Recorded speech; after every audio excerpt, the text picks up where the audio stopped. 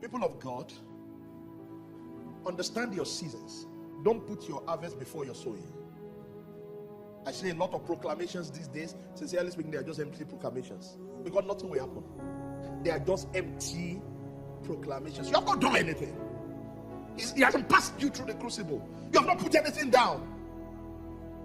All the things that you are giving God is change, left over. Jesus said that woman gave above all because she gave everything.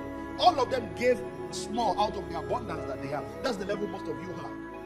The small out of the abundant, the small, so that I can keep for. Have you gotten to that level in your life where what God is asking you to do for the next 1 year we need you to reduce the things coming to your life? Your quantity of food will reduce.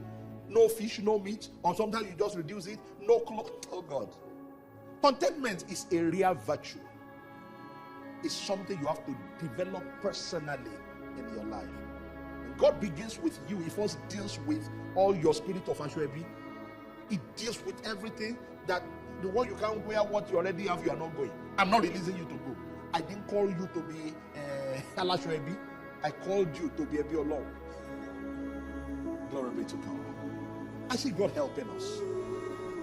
Contentment is the spirit of God. He says it's the spirit of grace coming to deliver you from materialism, coming to reduce the pressure that the spirit of this world has put upon you. Father, help me. Give me grace. Rest to your feet this evening. Can I give you 2 minutes to talk to the Lord?